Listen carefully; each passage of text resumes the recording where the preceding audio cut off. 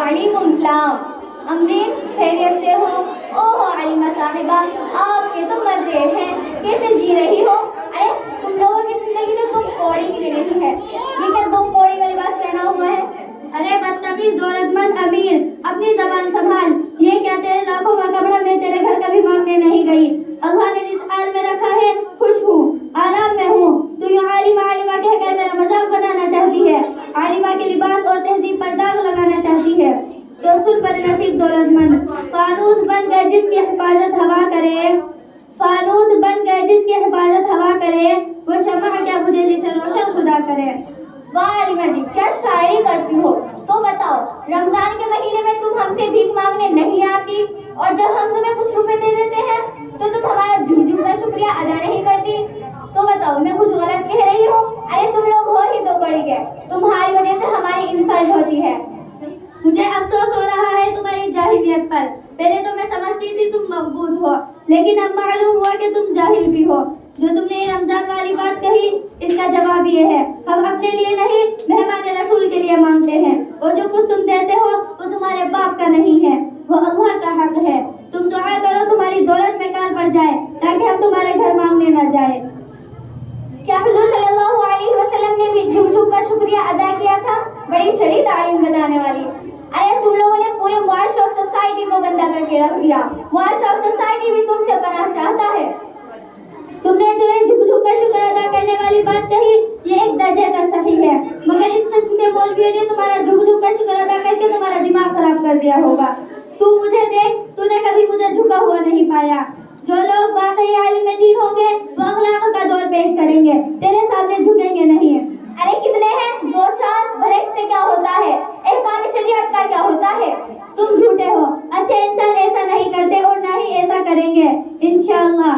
تم اور تمہاری سوسائٹی کو یہ نہیں معلوم کہ قرآن کیا کہتا ہے۔ اللہ تعالیٰ کا ارشاد ہے، انما یخشی اللہ من عبادہ العلماء، اور دوسری جگہ ارشاد فرمایا، فاسألوا اہل الذکر ان کنتم تعلمون۔ اب ذرا حدیث پاک سے پانی پی لیں۔ نبی علماء کا یہ قول ہے کہ علماء کا یہ قول ہے، عالم دین کی وہ آنکھ ہے جس سے وہ دیکھتے ہیں، عالم دین کے وہ پیر ہیں جس سے وہ چلتے ہیں، عالم دین کا وہ دل ہے جس سے وہ صحیح غلط جائز ناجائز کی تمیز کرواتے ہیں۔ اچھا، بڑی قابل بنی پھرتی ہے، تو بتا اسلام کی بنیاد کتنی چیزوں پر ہے؟ ارے عالمہ جی، عام لوگوں کو اس کا جواب کہاں سے آئے گا؟ آپ تو بڑا بھاری سوال کر رہی ہو۔ اب آیا نا اونٹ پہاڑ کے نیچے، اب تو آ گیا سمجھ میں ہم ان دو پیسوں کے کپڑوں پر کتنا جانتے ہیں۔ سنا جب بھی باطل سے ٹکرانے کی ضرورت پڑی تو ہم لوگ ہی سر پر کفن باندھ کر میدان میں آئے۔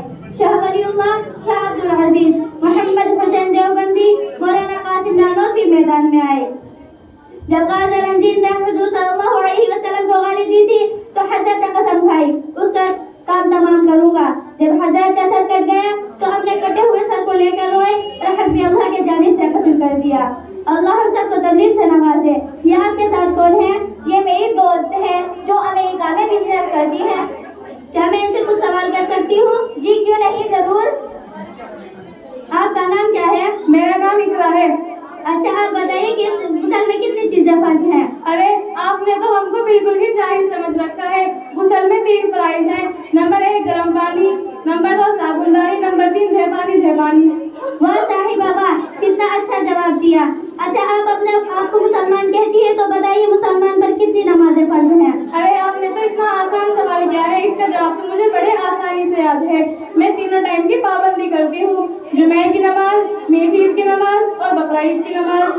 واہ صاحب بابا، بڑے افسوس کی بات ہے آپ اپنے آپ کو مسلمان کہتی ہیں اور علماء کا حق نہیں سمجھتی ہیں، اور آپ کو تو اسلام کی بنیادی باتیں بھی نہیں معلوم۔ یہ دیکھیے میرے ساتھ کچھ چھوٹے بچے ہیں، آپ ان سے جو چاہے معلوم کر سکتی ہیں۔ ارے بچوں، آپ ہی بتا دیجیے آپ کے استاد نے آپ کو کیا سکھایا ہے، ویسے تو کچھ آپ کو آتا ہی نہیں ہوگا۔ باجی، آپ مجھ سے کیا پوچھتی ہو؟ چھوٹے چھوٹے بچوں سے پوچھ لو۔ نماز اور غسل کے بارے میں تو آپ کو یہ چھوٹے بچے بتا دیں گے۔ بتائیے بچوں، آپ ہی بتا دیجیے۔ السلام علیکم ورحمۃ اللہ وبرکاتہ۔ باجی، آپ کو معلوم ہونا چاہیے کہ اسلام کی بنیاد 5 چیزوں پر ہے۔ نمبر 1 کلمہ، نمبر 2 نماز، نمبر 3 زکوٰۃ، نمبر 4 روزہ، نمبر 5 حج۔ السلام علیکم ورحمۃ اللہ وبرکاتہ۔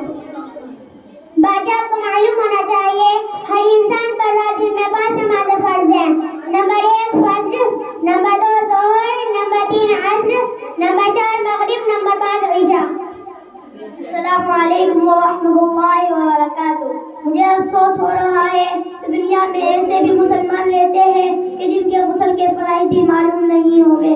میں بتاتا ہوں۔ نمبر 1 کلی کرنا، نمبر 2 ناک میں پانی ڈالنا، نمبر 3 پورے بدن پر پانی بہانا، ایک بار کے برابر بھی سنبھالنا۔ ارے تو یہ بھی بتا دیجیے انسان مرنے کے بعد دوبارہ اٹھایا جائے گا؟ جی بات، انسان مرنے کے بعد دوبارہ زندگی آ جائے گا اور ہر ایک چیز سے حساب و کتاب ہوگا۔ نیکی کے بدلے جنت ملے گی اور برے لوگوں کو برائی کے بدلے جہنم میں ڈال دیا جائے گا۔ دیکھا تم نے یہ بچے کتنے کمال کے ہیں، جب یہ بڑے ہوں گے تو دین اور معاشرے کی جگہ امن صالح ہوگا۔